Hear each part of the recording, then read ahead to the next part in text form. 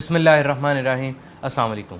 Programme रहमत रमज़ान के साथ मैं हूं मोहम्मद बिलाल ताहिर और मेरे साथ मौजूद हैं चेयरमैन पाकिस्तान उलमा कौंसिल हाफिज़ ताहिर महमूद अशरफी साहब। अस्सलाम वालेकुम। हाफिज़ साहब, सबसे पहले तो ये बताएं कि इन आखिरी अयाम में हमें क्या करना चाहिए और लैलतुल क़द्र की तलाश में हम क्या करें? बिस्मिल्लाहिर्रहमानिर्रहीम नहमदुहु व नुसल्ली व नुसल्लिमु अला रसूलिहिल करीम, अम्मा बाद। ये आखिरी अशरा है और ये बड़ा कीमती अशरा है और उसके आखिरी अय्याम हैं। हमें चाहिए कि हम सबसे पहले तो अपने अल्लाह से तौबा करें, अल्लाह को राज़ी करने की कोशिश करें, अपने गुनाहों पर इस्तिग़फ़ार करें, अल्लाह से रुजू करें और हक़ूक़ुल्लाह और हक़ूक़ुल इबाद दोनों का ख़याल करें। और हक़ूक़ुल्लाह क्या है? नमाज है, रोज़ा है, ज़कात है, हज है, ये हक़ूक़ुल्लाह हैं। हक़ूक़ुल इबाद क्या है कि आप किसी का माल ना खाएं, आप किसी की ग़ीबत ना करें, आप किसी के साथ झूठ ना बोलें, आप धोखा ना दें, आप प्राइस जिस तरह हमारे यहाँ हर चीज़ की कीमत बढ़ा दी जाती है, आप नाजायज़ मुनाफ़ाखोरी ना करें, आप जिस काम का मुआवज़ा ले रहे हैं उसको अपनी पूरी वक्त दें। और मैं आपसे ये भी यहाँ कहूँगा कि चूँकि रमज़ान का महीना है और हमारे इस प्रोग्राम के हवाले से भी और बाकी भी बहुत सी जगहों से सवालात आते हैं कि बाज़ मकामात के ऊपर जो है वो बहुत सी जगहों से ये सवालात आते हैं कि बाज़ जो मकामात के ऊपर लॉकडाउन है और मसाइल हैं तो मस्जिद जा नहीं सकते, तो क्या करें? तो मैं ये भी उसमें अर्ज़ करूं कि मस्जिद में जब हुकूमत ने पाबंदी लगाई है जिन ममालिक में, आपका मस्जिद में जाना ज़रूरी नहीं है। आप अपने घर को मस्जिद बना लें, आप अपने घर को मुसल्ला बनाएं, आप अपने घर में नमाज़ पढ़ें, आप अपने घर के अंदर जो है वो तिलावत करें और ज़िक्र अज़कार करें। और मैं तो कहूँगा हुकूमत भी कह रही है कि क्वारंटाइन जो है करें। तो अब आप अगले जो जितने दिन हैं ना रमज़ान के बाकी, उनमें अपने आप को क्वारंटाइन कर लें, एक एक कमरा घर का ले लें और उसमें सुबह से शाम तक कुरान करीम पढ़ें, ज़िक्र अज़कार करें, इस्तिग़फ़ार करें, खूब उसमें जो है अल्लाह की तरफ रुजू करें। अल्लाह ही है जो माफ़ करने वाला है और अल्लाह ही माफ़ करेगा तो हम इस बहरान से निकलेंगे और कोई हमें इस बहरान से निकाल नहीं सकता है। इसी तरह ग़ीबत से बचें, झूठ से बचें और यही रमज़ान का हक़ है। जैसा कि रसूलुल्लाह सल्लल्लाहु अलैहि वसल्लम ने फरमाया कि उस शख्स के रोज़ा जो है उसकी अल्लाह को ज़रूरत ही नहीं है कि जिसने रोज़ा रखा, झूठ बोला, गाली दी, फ़िस्क फजूर किए, तो उसकी अल्लाह को ज़रूरत नहीं है कि ये उस तरह के रोज़े की। क्योंकि ये रोज़ा जो है, आपको मैं एक बात बताऊँ, ये सब को इस पर गौर करना चाहिए। दूध है, दूध में अगर पानी डालें, ये नहीं कि वो हमारी जो दूध बेचने वाले भाई हैं वो कहें कि पानी डालना जायज़ हो गया। मैं वैसे पूछ रहा हूँ कि दूध में अगर पानी डालें तो दूध ही रहेगा ना, पिया जाएगा ना, हलाल ही रहेगा ना, हराम तो नहीं होगा ना। लेकिन अगर दूध में एक कतरा पेशाब का डाल दिया जाए तो वो हलाल रहेगा, हराम हो जाएगा। तो पता चला कि हलाल को हलाल के साथ लगाना चाहिए, हलाल को हराम के साथ नहीं लगाना चाहिए। अब आपने रोज़ा अल्लाह के लिए रखा है तो आपको चाहिए कि उसमें वो सारे काम करें जो हलाल है, वो काम ना करें जो हराम है। और इसी तरह अब चंद दिन रह गए हैं, कोशिश करें लोगों को ज़्यादा से ज़्यादा अफ्तार करवाने की, लोगों को जो है लोगों की खिदमत करने की। तो और दुआ जो मैंने कल भी बताई थी और आज फिर बता रहा हूँ कि अल्लाहुम्मा इन्नका अफ़ुव्वुन करीमुन तुहिब्बुल अफ़्व फ़अफ़ु अन्ना। या करीम है अल्लाह, तो माफ़ करने वाला है, माफ़ करने को पसंद करता है, हमें भी माफ़ कर दे। ये जो है ये बार बार जो है वो पढ़नी चाहिए और दुआ करनी चाहिए। अच्छा हाफिज़ साहब, ये बताएं कि ईद उल फ़ितर से कबल इन हालात में हमें क्या करना चाहिए? देखिए, मैं एक तो फ़ितराना है जिसको आप फ़ौरन अदा करें, और जैसा मैंने कल भी कहा था कि फ़ितराने की जो रकम है वो अपनी इस्तिताअत के मुताबिक दें। एक बंदे में इस्तिताअत है अजवा खजूर की, मैं उसकी दूसरी मिसाल, आप अगर अफ्तारी में इस्तेमाल करते हैं अजवा खजूर और आप कहें फ़ितराना मैंने गंदम के हिसाब से देना है, तो ये तो हो जाएगा, ये नहीं कि नहीं होगा, लेकिन मुनासिब नहीं है। इसलिए एक तो फ़ितराना फ़ौरी और तलाश करके उन लोगों को अदा करें कि जो लोग मुस्तहिक हैं। दूसरा, इबादात, अपनी इबादात पर मुकम्मल तवज्जो दें, اس پر مرکوز کریں۔ تیسری جو بات ہے وہ یہ ہے کہ عید کی تیاری، تو جو انشاءاللہ آگے ہم بات کریں گے کہ آپ ابھی سے چیک کریں کہ کون سے گھر ہیں جہاں پر جو ہے وہ نہیں ہے، عید کا سامان نہیں ہے، ان کو عید کا سامان دیں، اور استغفار کی کثرت کریں، قرآن شریف کی کثرت کریں، ہر لمحہ دعائیں مانگیں، 2 نفل پڑھ کے اللہ سے توبہ کریں، استغفار کریں۔ دیکھیں یہی وقت ہے کہ ہم اللہ کریم سے جو ہے وہ لے لیں، اللہ سے مانگ لیں۔ فرشتے اللہ آسمان سے نیچے اتار رہا ہے، وہ عبادت کرنے والوں کی عبادت پر آمین کہہ رہے ہیں۔ تو عید الفطر سے قبل یہ سمجھنا چاہیے کہ یہ قیمتی ترین وقت ہے، اس قیمتی ترین وقت کو ہم نے ضائع نہیں کرنا ہے، ہم نے اللہ کی طرف رجوع کرنا ہے۔ اپنے روزے کو جو ہے، جیسے میں نے کہا، کوارنٹائن کر لیں اپنے آپ کو کہ ہم نے اپنے روزے کو جو ہے قیمتی بنانا ہے، اور اپنا ٹائم جو ہے وہ ضائع نہیں کرنا ادھر ادھر جو ہے۔ یہ بہت اہم چیز ہے جس کی طرف عید سے قبل توجہ دینی چاہیے۔ اب ہاں، ایک اور بات کہ ناراضگیاں ختم کریں ایک دوسرے کے ساتھ، ناراضگیاں ختم کریں۔ یہ جو ناراضگیاں ہیں اس سے اللہ کے بندوں کے ساتھ، اس سے اللہ بھی ناراض ہوتا ہے۔ تو جو عزیز رشتہ دار، دوست، احباب ہیں، ان کے ساتھ ناراضگی ہے تو اس کو ٹیلی فون کر لیں، جا نہیں سکتے تو تاکہ یہ ناراضگیاں ختم ہوں۔ جو ناراضگیاں ختم ہوں گی انشاءاللہ اللہ کی رحمت آئے گی، جیسا کہ کہا گیا ارحم من فی الارض یرحمک من فی السماء، تم زمین والوں پہ رحم کرو تاکہ آسمان والا تم پر رحم کرے۔ اور اسی طرح آپ کے والدین، کہا گیا تم میں سے بہترین وہ ہے جو اپنے اہل کے لیے بہتر ہے، اپنی اولاد کے لیے، اپنے بیوی کے لیے، اپنے ماں باپ کے لیے، اپنے بہن بھائیوں کے لیے، اپنے پڑوسیوں کے لیے پھر آتا ہے۔ پہلے آپ کے گھر والے ہیں۔ اب ہمارا معمول یہ ہے کہ ہم باہر تو بڑے اچھے لوگوں سے ہمارا اس نے سلوک ہوتا ہے، گھر کے اندر ہمارا جو ہے وہ معاملہ بڑا گڑبڑ ہوتا ہے۔ تو یہ نہیں کرنے کی ضرورت کیا ہے کہ آپ پہلے اپنے گھر والوں کا خیال کریں، پھر قریبی رشتہ داروں کا خیال کریں، پھر دوست احباب کا، پڑوسیوں کا خیال کریں۔ یہ کام ہے عید سے پہلے کرنے کے۔ اور میں عرض کروں گا کہ اس مرتبہ تو بہت سارے گھرانے ہوں گے کہ جو بیچارے نئے کپڑے نہیں بنا سکے ہوں گے، نئے جوتے نہیں لے سکے ہوں گے، تو آپ بھی نمود و نمائش نہ کریں۔ نمود و نمائش جو ہے اس سے ویسے بھی بچنا چاہیے، اللہ ناراض ہوتا ہے، تو نمود و نمائش سے بچنا چاہیے۔ اچھا حافظ صاحب، اس وقت ہر کوئی پریشان ہے، اور اس کا علاج کیا ہے، اور ایک دوسرے کے ساتھ کس طرح سے پیش آنا چاہیے؟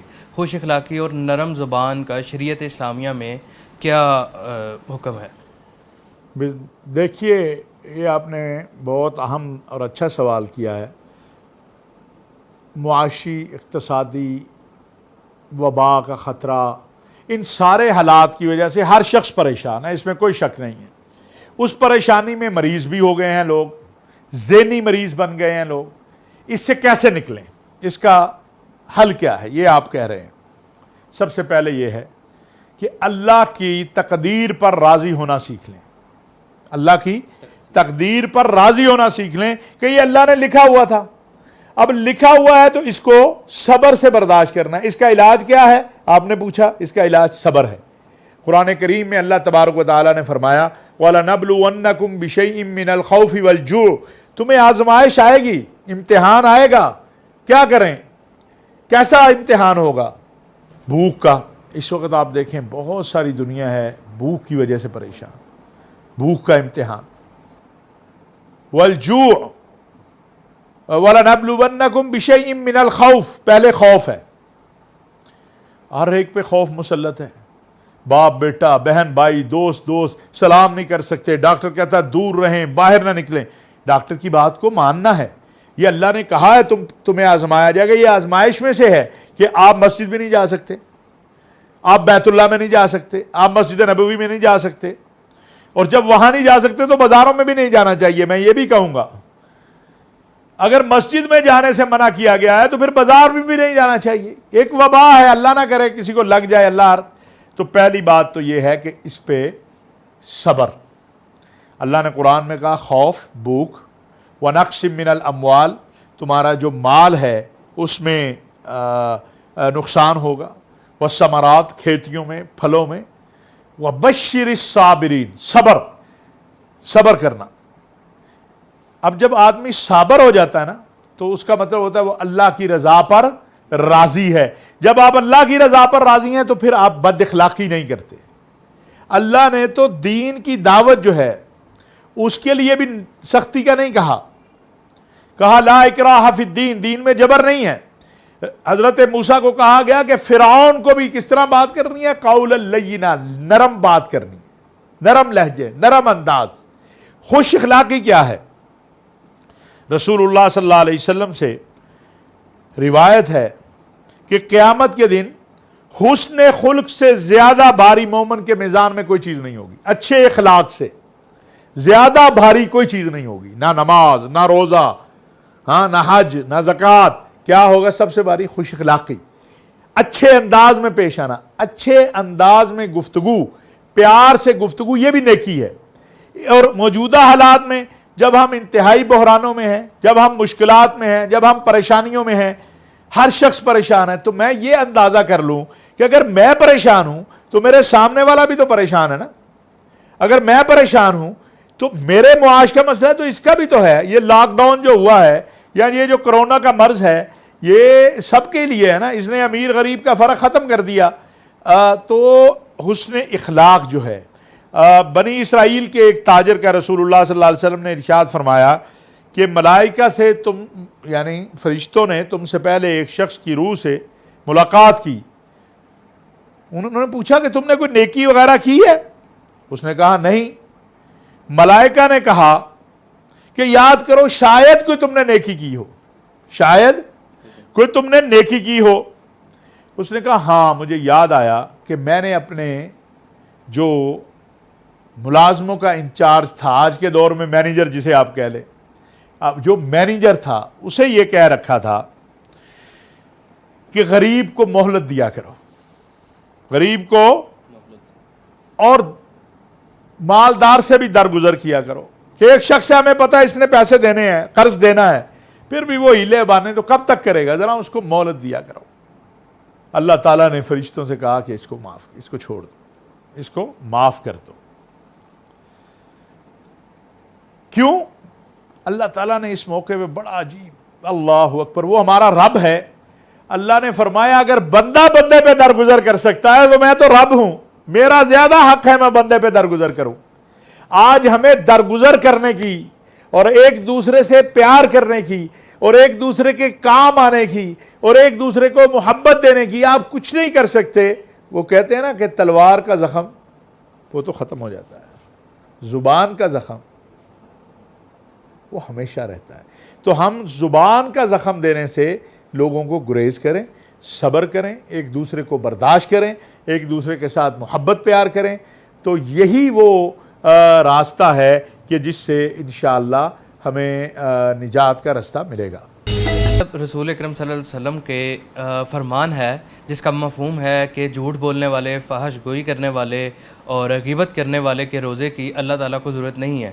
اس بارے میں آپ ہماری رہنمائی فرما دیں۔ دیکھیے یہ آخری ایام ہے اور میرا خیال ہے اگر ایک روزہ بھی ہم اچھے انداز سے جو رسول اکرم صلی اللہ علیہ وسلم نے فرمایا اس کے مطابق اگر گزار لینا تو مجھے امید ہے انشاءاللہ کہ باقی روزوں کا وہ کفارہ بن جائے گا اور ہماری جو ہے وہ نجات ہو جائے گی۔ اللہ کے نبی صلی اللہ علیہ وسلم نے فرمایا ایسا شخص جو جھوٹ بولتا ہے، جو فحش گوئی کرتا ہے، جو غیبت کرتا ہے، یعنی صبح سحری کھائی اور اس کے بعد جھوٹ بولنا شروع کر دیا۔ آج کل اگر میں یہ کہوں کہ اس کے بعد ریٹ بڑھانے شروع کر دیے، اس کے بعد ذخیرہ اندوزی شروع کر دی، غیبتیں، آج کل یہ موبائل فون ہے، بار بار میں کہتا ہوں کہ سوشل میڈیا پہ افواہیں اور جھوٹ پھیلانے والے جو ہیں ان کا، تو یہ ساری چیزیں جو ہے واضح کر رہی ہیں کیا کہ ہمیں تقوی اختیار کرنا ہے۔ روزہ تقوی کے لیے ہے، اور تقوی کیا ہے؟ اللہ کا خوف۔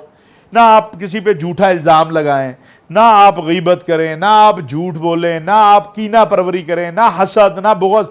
اگر یہ ساری چیزیں آپ چھوڑ دیں ایک دن، یعنی ایک دن کا زیادہ کوارنٹائن نہیں کر سکتے نا، تو ایک دن کا اپنے اعتکاف کر لیں کمرے میں، ایک دن کا اپنے کمرے میں، اور آپ طے کر لیں میں نے سحری سے لے کر اگلے دن تک نہ جھوٹ بولنا ہے۔ آپ موبائل کو اگر ایک طرف رکھ دیں گے نا تو 50% تو آپ کی جان چھوٹ جائے گی غیبت سے اور جھوٹ سے۔ کوئی ضروری کال آئے ضرور سن لیں، لیکن ایک میسج چلتا ہے، ویسے میں بار بار کہتا ہوں کہ آپ لذت گناہ بے لذت میں شامل ہو جاتے ہیں، وہ لمبا چل رہا ہے نا اس کا۔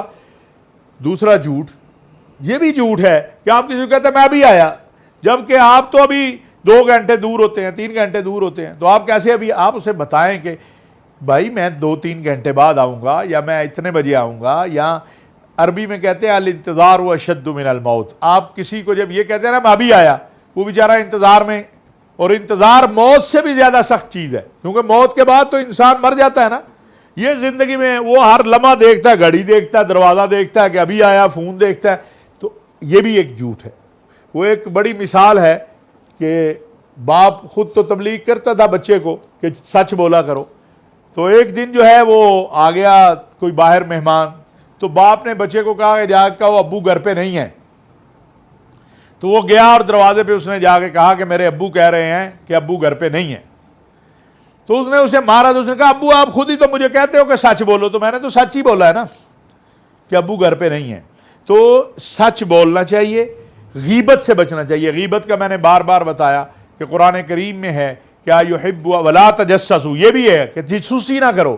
اب ہم ایک دوسرے کی ٹو میں لگے رہتے ہیں کہ اچھا یہ کیا کر رہا ہے، یہ کہ ٹو میں نہ لگو، چھوڑ دو لوگوں کو ان کی زندگی گزارنے دو۔ آپ ان کا بہتر کر سکتے ہو تو کر دو، نہیں کر سکتے ہو نصیحت کر کے پیچھے ہٹ جاؤ۔ آپ کو اللہ نے یہ مکلف نہیں بنایا کہ آپ نے دنیا کو بدلنا ہے، آپ کو اللہ نے مکلف بنایا آپ نے دعوت دینی ہے۔ قرآن کریم میں اللہ نے کہا اپنے حبیب کو کہ آپ کا کام صرف دعوت دینا ہے، آپ کا کام لوگوں کو بدلنا نہیں ہے۔ وہ دوسری بات ہے کہ نگاہ مرد مومن سے بدل جاتی ہیں تقدیریں، کہ اگر آپ پر نظر کسی کی پڑ گئی اور رسول اللہ صلی اللہ علیہ وسلم کا چہرہ جنہوں نے دیکھ لیا، آج کائنات عالم میں ان سے زیادہ ممتاز اور ان سے زیادہ عزت والا اور عظمت والا کوئی نہیں ہے۔ لیکن میں جو عرض کر رہا ہوں وہ یہ ہے کہ جاسوسی ولا تجسسوا، ہم دنیا کو بدل نہیں سکتے، ہم خیر کی بات کہہ سکتے ہیں، شر کی بات بتا سکتے ہیں، ہمارا اتنا کام ہے۔ سچ کی برکت اور جھوٹ کی جو نحوست ہے وہ بھی بتا دیں۔ ہاں یہ دیکھیں جیسے میں نے پہلے کہا، پھر اسی طرح غیبت ہے، وَلَا يَغْتَبْ بَعْضُكُمْ بَعْضًا، غیبت نہ کرو۔ غیبت کیا ہے یہ اللہ بتا رہا ہے، کیا ہے غیبت؟ أَيُحِبُّ أَحَدُكُمْ، کیا تم پسند کرتے ہو أَن يَأْكُلَ لَحْمَ أَخِيهِ مَيْتًا، اپنے بھائی کا مردہ بھائی کا گوشت کھاؤ؟ کوئی نہیں۔ اگر آپ کو کہا جائے، کسی کو، مجھے کہا جائے، کسی کو بھی کہا جائے کہ آپ اپنے مردہ بھائی کا گوشت کھائیں، کھائے گا کوئی؟ بالکل نہیں۔ لیکن غیبت در در در در سارا دن لگے رہتے ہیں، وہ ایسا وہ ایسا وہ ایسا۔ میں کیسا ہوں؟ مجھے اپنے آپ سے پوچھنا چاہیے نا کہ میں کیسا ہوں۔ میں دوسروں پہ جو تبصرہ کر کے ٹائم ضائع کر رہا ہوں، میں اپنی اصلاح کی کوشش کروں، اور جب میں اپنی اصلاح کر لوں گا تو انشاءاللہ تعالیٰ پھر جو ہے کوئی مسئلہ نہیں ہوگا۔ جو آپ نے کہا سچ کی برکت کیا ہے اور جھوٹ کی نحوست کیا ہے، تو حضرت ابو امامہ رضی اللہ تعالیٰ عنہ نے فرمایا کہ جھوٹ سے پرہیز کرو، اس لیے کہ جھوٹ برائی کی دعوت دیتا ہے۔ جیسے میں نے ابھی کہا کہ انسان ایک جھوٹ بولتا ہے، اسے چھپانے کے لیے دوسرا، دوسرے سے تیسرا، تیسرے سے چوتھا، چوتھے سے پانچواں، 70 مرتبہ آپ کو ایک جھوٹ کو چھپانے کے لیے جھوٹ بولنا پڑتا ہے، اور سچ ایک بار بول دیا پھر نجات ہے۔ کوئی آدمی آپ سے کوئی تقاضا کرتا ہے، آپ اسے کہہ دیں کہ یار نہیں ہو سکتا، تو آپ کی جان چھوٹ گئی، اچھا کل دیکھوں گا، جھوٹ بھی ہو گیا، کر بھی نہیں سکتے۔ تو لوگوں کو سچ بول کے ناراض کر لو بجائے دھوکہ جھوٹ بول کے ناراض کرنے کے، اور پیار سے بتا دو کہ یہ میں نہیں کر سکتا، یہ نہیں ہو سکتا۔ تو فرمایا جھوٹ برائی کی دعوت دیتا ہے، اور برائی کہاں لے جائے گی؟ جہنم میں۔ اور سچائی کو لازم پکڑو، اس لیے کہ سچائی نیکی کو کہتے ہیں، اور نیکی کہاں لے جائے گی؟ جنت میں۔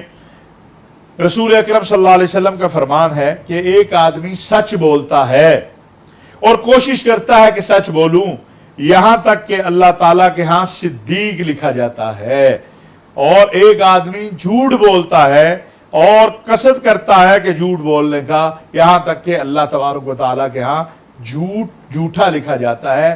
جو جنت میں درجات ہیں مومنین کے، مسلمین کے، ان میں سے ایک درجہ صدیقین کا ہے، سچ بولنے والوں کا ہے، غیبت سے بچنے والوں کا ہے۔ تو اس لیے ہمارا نام جو ہے وہ سچ بولنے والوں میں لکھا جانا چاہیے، ہمارا نام جو ہے وہ جھوٹ بولنے والوں میں نہیں لکھا جانا چاہیے۔ اللہ تبارک و تعالیٰ سے دعا ہے کہ یہ آخری ایام ہے، ہم سب کو خوب اللہ سے مانگنا چاہیے، اور خوب اللہ کے آگے رونا چاہیے، اللہ کو راضی کرنا چاہیے۔ میرا خیال ہے کہ یہی آج کا پیغام ہے ہمارا کہ رمضان کے آخری ایام ہیں، سچ بولو، غیبت سے بچو، غریبوں کا خیال کرو، مسکینوں کا خیال کرو، اپنے عزیز و رشتہ داروں کا خیال کرو، اور بلا وجہ کے تنازعات میں نہ پڑو۔ بہت شکریہ حافظ صاحب، دعا فرمائیں۔ الحمدللہ رب العالمین والصلاة والسلام علی سیدنا و مولانا محمد وعلی آلہ واصحابہ اجمعین۔ ربنا ظلمنا انفسنا وان لم تغفر لنا وترحمنا لنكونن من الخاسرین۔ ربنا لا تزغ قلوبنا بعد اذ هديتنا وهب لنا من لدنك رحمة انك انت الوهاب۔ یا مقلب القلوب ثبت قلوبنا على دینک۔ یا رب العالمین، یا الہ العالمین، ہمارے تمام صغیرہ کبیرہ، ظاہری باطنی سری اعلانی، اے اللہ جو جانتا ہوں جو نہیں جانتا، یا اللہ سارے گناہوں کو معاف فرما دے۔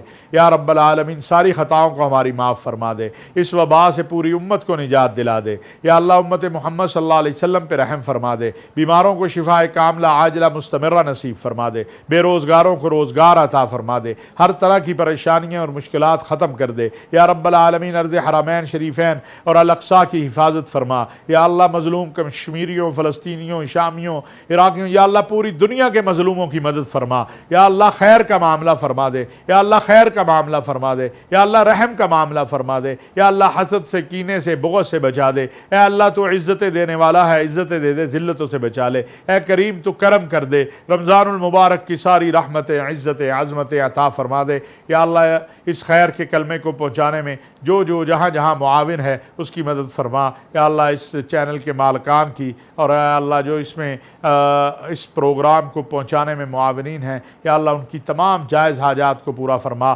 تمام وہ خیریں عطا فرما جو تجھ سے تیرے نبی صلی اللہ علیہ وسلم نے مانگی ہے، اور تمام شرور سے پناہ دے دے جن سے تیرے نبی صلی اللہ علیہ وسلم نے پناہ مانگی ہے۔ قل اللہم مالک الملک تؤتی الملک من تشاء وتنزع الملک ممن تشاء وتعز من تشاء وتذل من تشاء بیدک الخیر انک علی کل شیء قدیر۔ وصلی اللہ تعالی علی خیر خلقہ محمد وآلہ واصحابہ اجمعین برحمتک یا